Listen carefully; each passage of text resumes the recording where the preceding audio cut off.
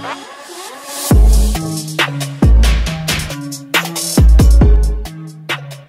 guys, gimana nih kabar kalian semua? Semoga selalu sehat dan selamat datang kembali dalam pembahasan Battle Through the Heavens versi novel. Buat yang baru dateng, tonton dulu videonya dari awal biar nggak gagal paham. Udah hafal lah ya. Kuy, kita lanjutkan.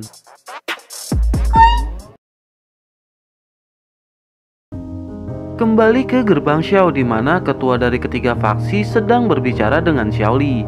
Ketua sekte singa liar bernama Tiwu berkata bahwa keuntungan selama 3 bulan ini jauh melebihi penghasilan mereka selama 6 bulan. Sungguh tak terduga gerbang Xiao mampu mengelola kota dengan sangat baik.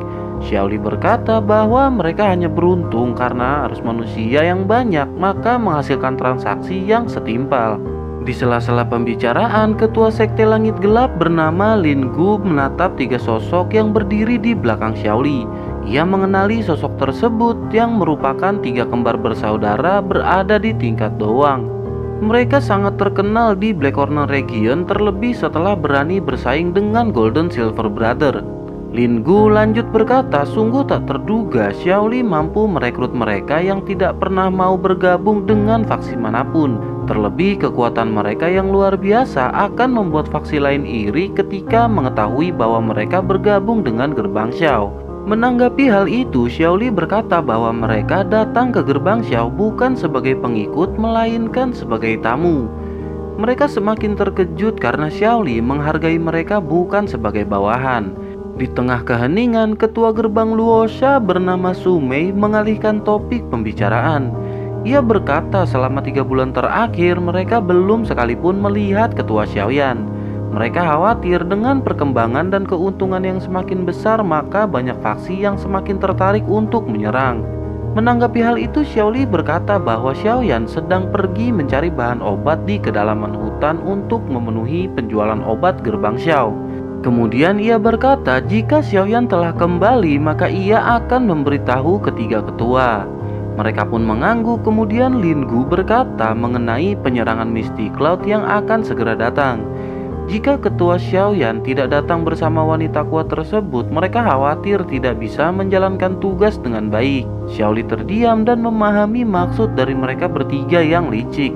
Tipe orang Black Corner yang akan kabur ketika situasi tidak lagi menguntungkan mereka.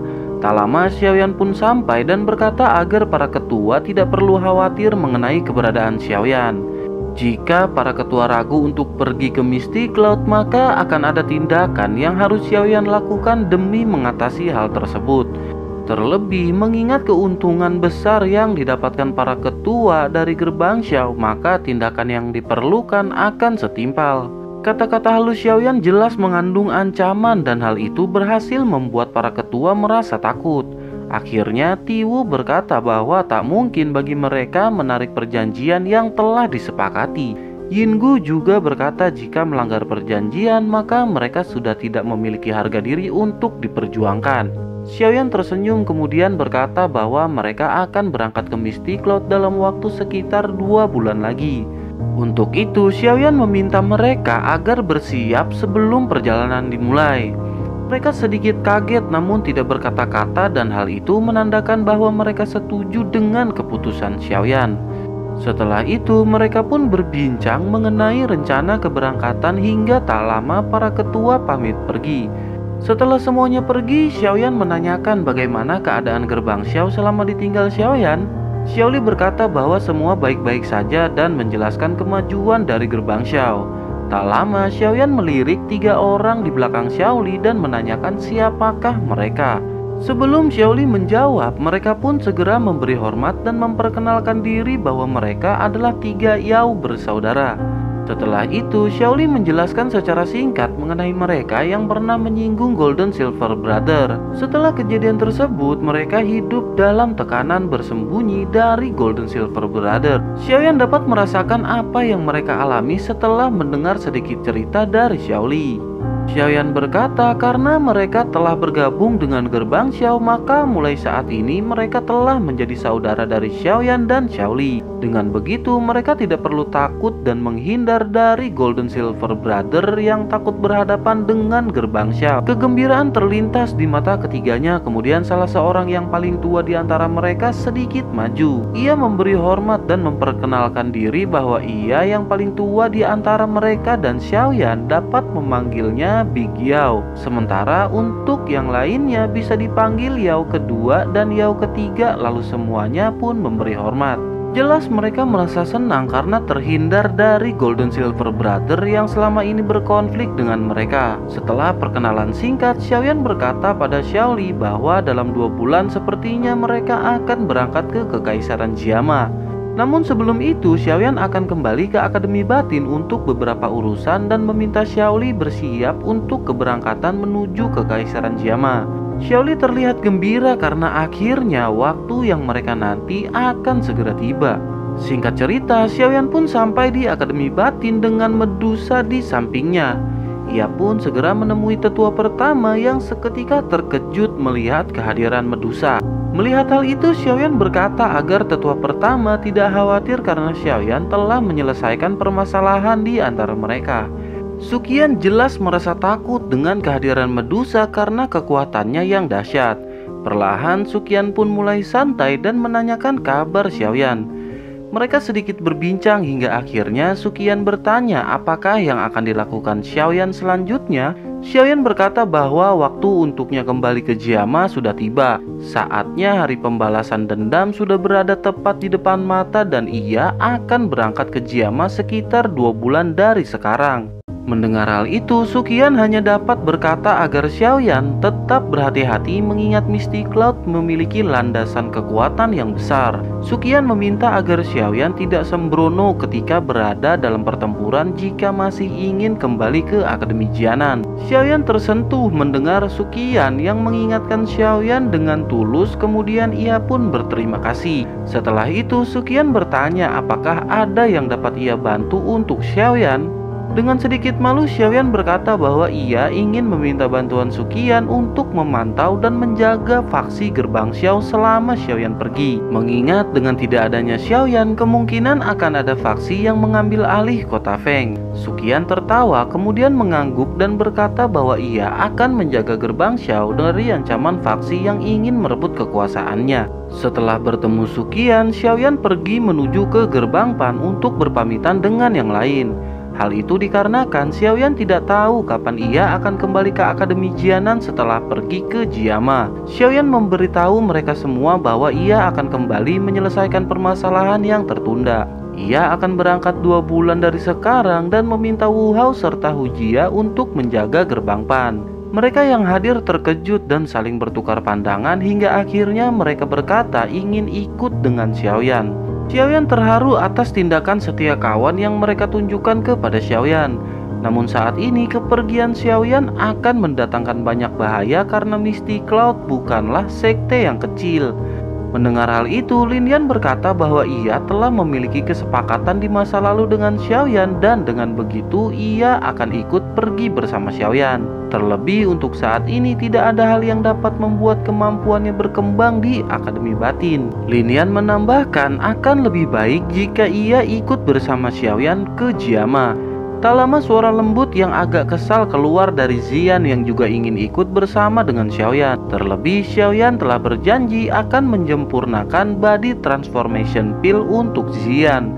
Xiaoyan menyadari kekuatan besar yang dimiliki Xian dan tidak khawatir lalu mengizinkannya untuk ikut. Setelah itu Xiaoyan berkata bahwa sepertinya mereka telah mengetahui bahwa Xiaoyan telah mendirikan faksi di Black Corner Region. Mereka pun mengangguk. Kemudian Xiaoyan berkata kepada Wu Hao dan Hu Jia agar mereka dapat mengajak siswa gerbang Pan yang telah lulus untuk pergi ke sana. Xiaoyan menyadari siswa yang dapat masuk ke Akademi Batin bukanlah orang biasa dan memiliki kemampuan yang luar biasa. Dengan begitu akan menjadi keuntungan jika mereka bergabung dengan gerbang Xiao. Xiaoyan lanjut berkata bahwa hal ini bersifat sukarela dan tidak ada paksaan. Jadi tidak masalah jika mereka tidak ingin bergabung dengan gerbang Xiao. Hu Jia dan Wu Hao terkejut karena menurut yang mereka tahu, faksi dari Black Corner biasanya bertentangan dengan akademi. Mereka khawatir para siswa akan menolak ketika diajak untuk bergabung setelah mereka lulus.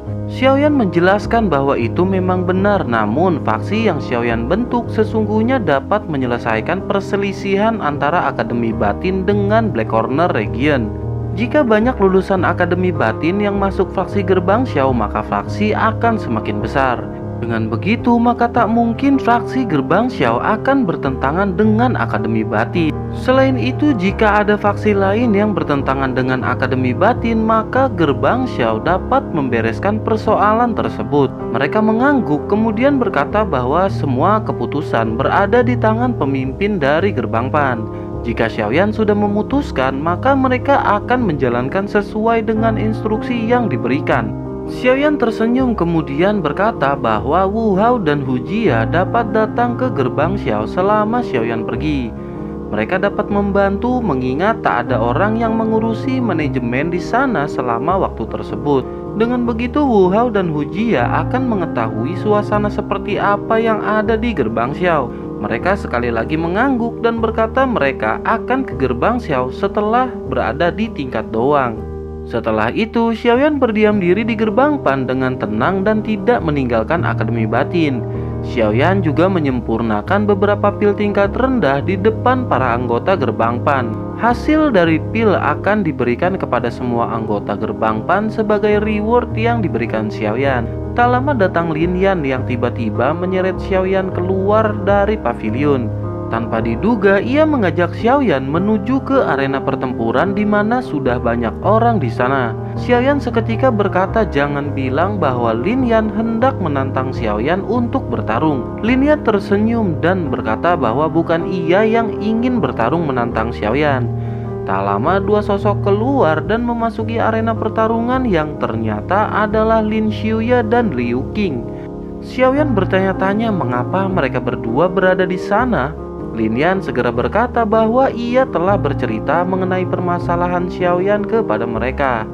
Namun Lin Yan tidak mengajak mereka untuk ikut bersama Xiaoyan, melainkan mereka sendiri yang ingin ikut pergi karena tak ada yang dapat mereka lakukan lagi di Akademi Batin. Tak lama Lin Xiuya berkata bahwa ia tahu bahaya yang akan dihadapi ketika melawan Misty Cloud. Liu Qing menambahkan bahwa mereka akan ikut jika Xiaoyan berhasil mengalahkan mereka berdua. Setelah itu, Xiaoyan tinggal memutuskan apakah mereka layak untuk ikut atau tidak. Xiaoyan hanya tersenyum, kemudian seorang di belakang Xiaoyan berkata memang seharusnya Xiaoyan menghancurkan mereka berdua. Xiaoyan segera menoleh dan menyadari ada Wu Hao, Hu Jia, Xiao Yu, dan yang lainnya. Sepertinya mereka telah mengetahui hal tersebut dan Xiaoyan hanya tertawa setelah menyadari hal itu. Setelah itu, Xiaoyan berbalik dan berkata bahwa pada saat itu Xiaoyan sangat ingin mengalahkan mereka berdua namun masih tidak memiliki kekuatan. Bersamaan dengan itu, kilatan cahaya muncul dan Xiaoyan telah berada di dalam arena. Sorakan dari para penonton pun segera bergema setelah kecepatan yang ditampilkan oleh Xiaoyan. Setelah itu Lin Xiuya berkata agar Xiaoyan tidak menahan diri dan mengeluarkan semua kemampuannya. Liu Qing lanjut berkata bahwa mereka juga takkan menahan diri dalam pertarungan. 3 orang dalam satu arena sangat jarang terjadi dalam sejarah Akademi Batin. Terlebih pertarungan antara satu orang melawan 2 ahli di tingkat doang. Kekuatan Lin Xiuya dan Liu Qing merupakan yang terbaik di 10 strong ranking pada saat itu. Gemuruh terdengar bersamaan dengan semangat dari semua siswa yang menyaksikan pertarungan tersebut. Bahkan Suqian pun menyaksikan pertandingan di antara mereka bertiga. Xiaoyan berkata bahwa ia akan menyelesaikan pertarungan dalam 10 kali putaran dan jika lebih dari itu maka Xiaoyan dianggap telah kalah. Lin Xiuya dan Liu Qing pun menjadi semakin bersemangat untuk mengalahkan Xiaoyan. Tak lama ia pun bertanya apakah mereka sudah siap. Siap! Ucap mereka sambil mengeluarkan doki kemudian berpencar. Mereka menargetkan titik yang sulit untuk Xiaoyan lindungi, dan walaupun berhasil menahan satu serangan, Xiaoyan akan terkena serangan dari arah lainnya. Xiaoyan pun terkejut dan keheranan, kemudian tersenyum melihat kerjasama mereka yang sangat baik. Liu Qing menyerang dari atas, sementara Lin Xiuya dari arah bawah dengan tinju masing-masing yang mengarah ke Xiaoyan. Serangan pun semakin mendekat dengan Xiaoyan yang masih belum bergerak. Akhirnya beberapa sentimeter serangan akan menyentuh Xiaoyan. Tiba-tiba lokasi ia sebelumnya menjadi bayangan dan ledakan pun terjadi. Kedua tinju saling beradu mengakibatkan Lin Xiuya dan Liu Qing sama-sama mundur beberapa langkah terhempas serangan masing-masing. Sementara itu Xiaoyan berdiri di langit dan berkata bahwa ini sudah putaran pertama. Liu Qing lanjut menyerang Xiaoyan namun berhasil digagalkan beberapa kali hingga akhirnya ia berhasil memegang kedua tangan Xiaoyan. Bersamaan dengan itu Lin Xiuya melintas dengan pedang hijau yang siap menembus Xiaoyan. Namun lagi-lagi saat sudah hampir sampai, Xiaoyan menghilang dan membuat mereka seketika terkejut. Suqian juga tak lepas dari keterkejutan dan keheranan karena Xiaoyan telah benar-benar mempraktekkan gerakan 3000 kilat.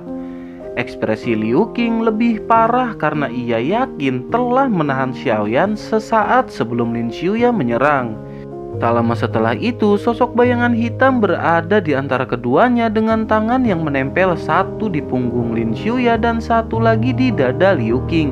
Xiaoyan berkata ini putaran kelima, lalu tak lama ledakan kecil terjadi mengakibatkan mereka terpental dan berguling keluar arena.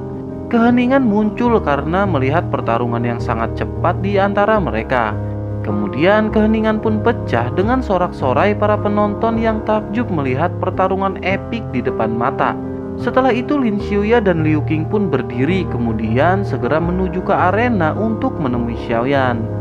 Lin Xiuya tersenyum pahit karena menyadari kekuatan Xiaoyan yang semakin jauh meningkat. Wajar saja seorang wanita kuat seperti Sun Er menyukai Xiaoyan karena tahu potensi yang ia miliki. Tampaknya kali ini Xiaoyan telah memenuhi kualifikasi untuk Sun Er.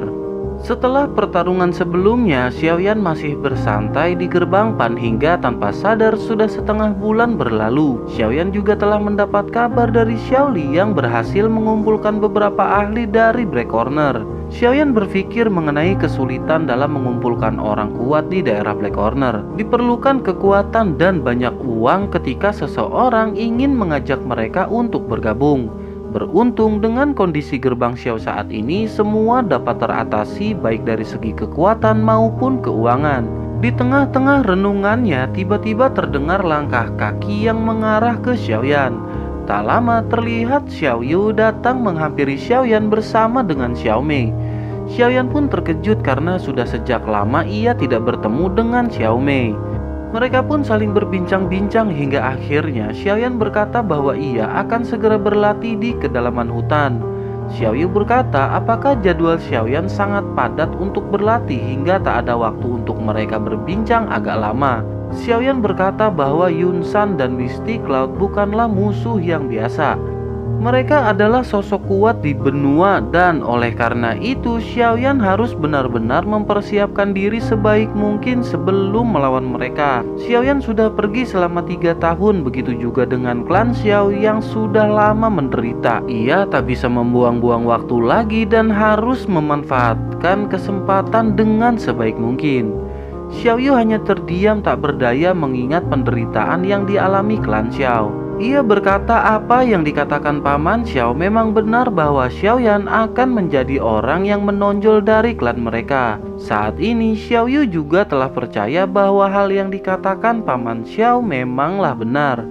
Setelah itu Xiaoyan pun pergi sebelum akhirnya Xiao Mei memanggil Xiaoyan.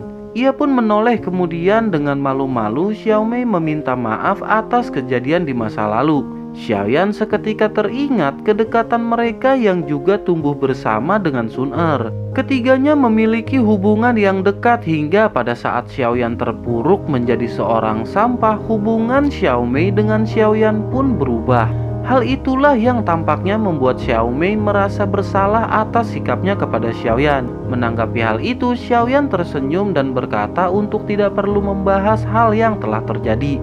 Bagaimanapun, saat ini mereka tetaplah saudara dan akan selalu saling mendukung satu sama lain. Xiaoyu tidak dapat menahan diri untuk memeluk Xiaomei yang merasa sangat sedih ketika Xiaoyan akhirnya pergi dan menghilang. Xiaoyan kembali berlatih teknik segel dewa di pegunungan yang dalam. Saat ini, penguasaan teknik Open Mountain Shield telah mengalami peningkatan.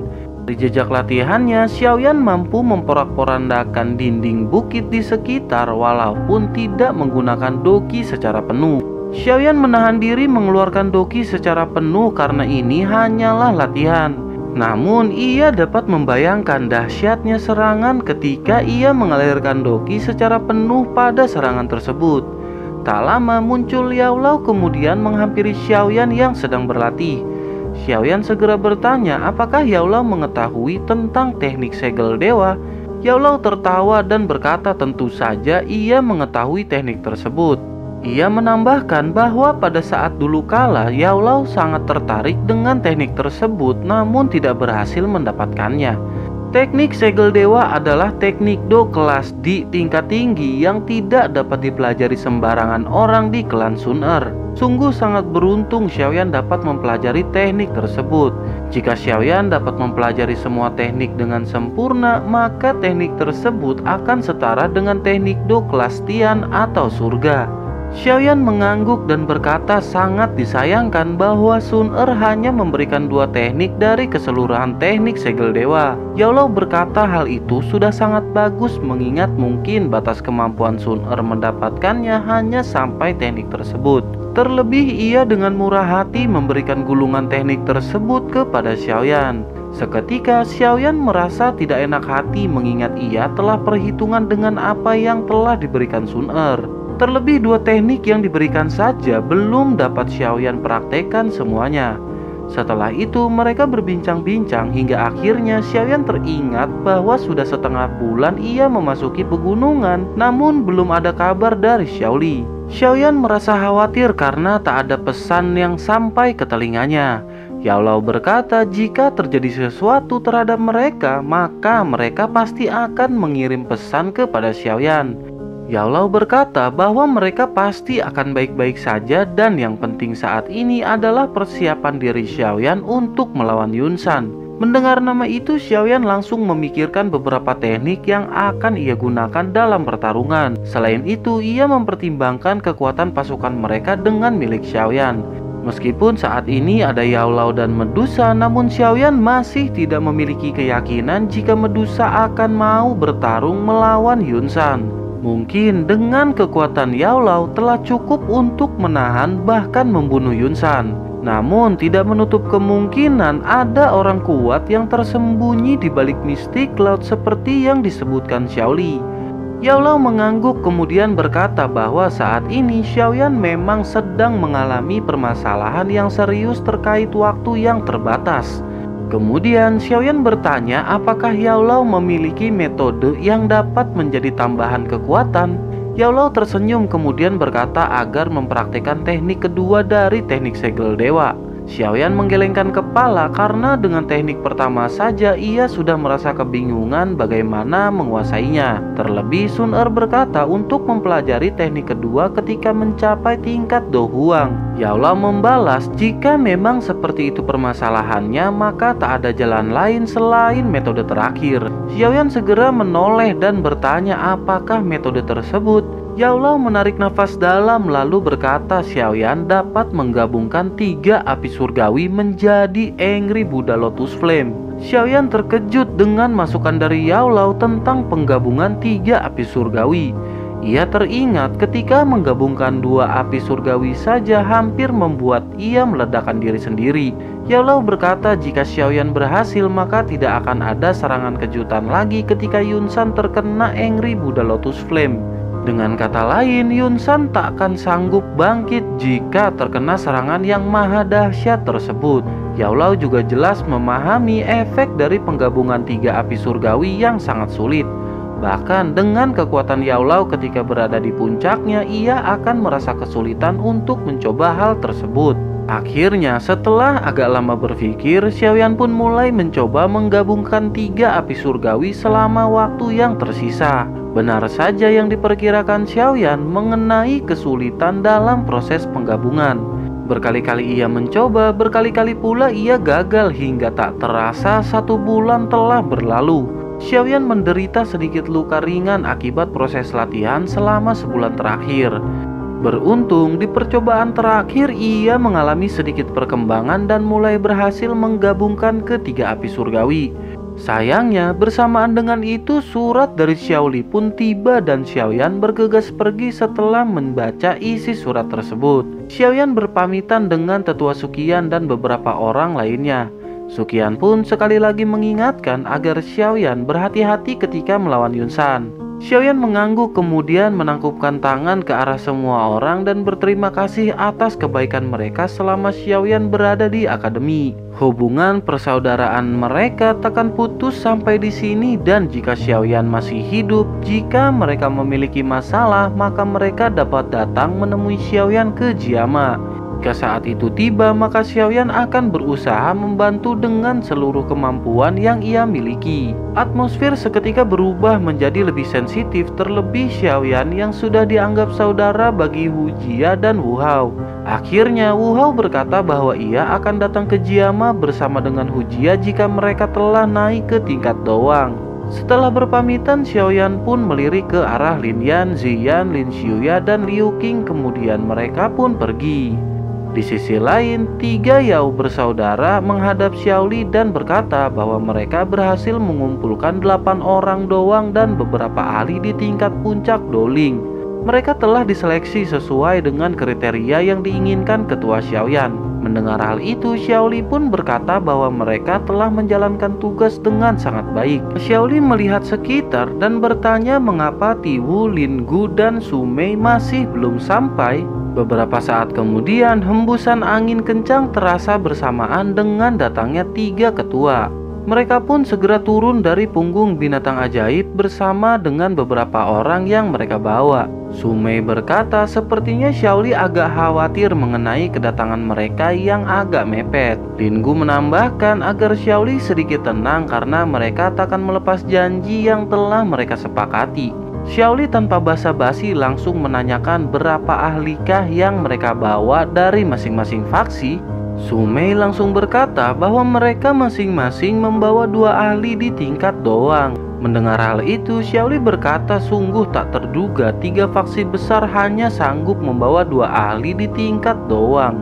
Su Mei kembali berkata seharusnya Xiaoli pasti mengetahui jika mereka meninggalkan faksi tanpa pertahanan yang kuat, maka kemungkinan akan ada faksi lain yang datang untuk menyerang. Hal itulah yang menjadi pertimbangan mereka mengingat perjalanan yang akan mereka tempuh sangat jauh. Xiaoli jelas mengetahui kondisi yang terjadi di Black Corner Region, maka dari itu ia tak bisa melakukan apapun. Setelah itu, Tiwu melihat sekitar kemudian menanyakan di manakah kepala Xiaoyan berada.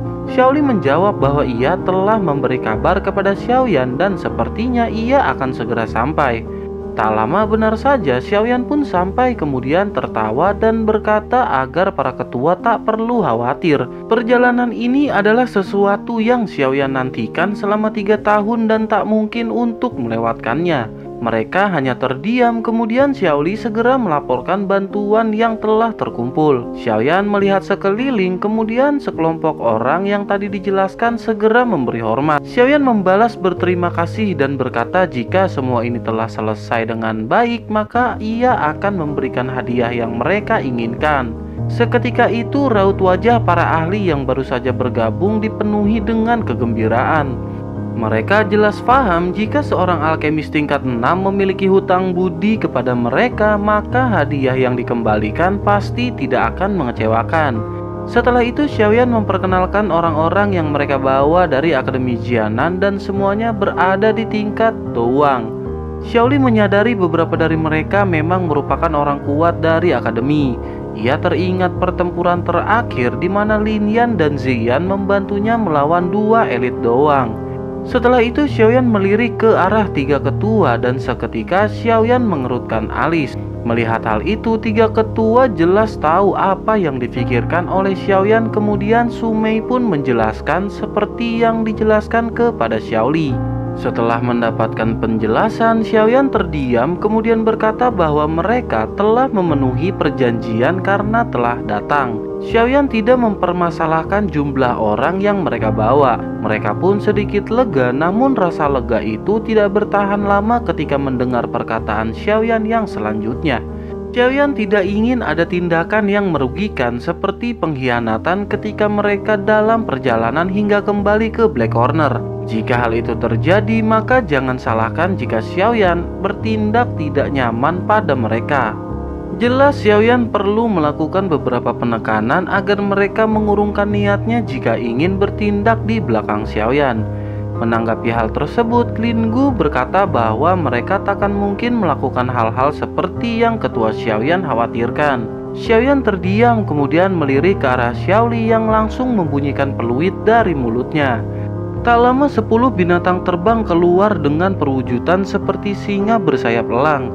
Kemudian mereka pun segera turun dan berjajar menghampiri Xiaoli.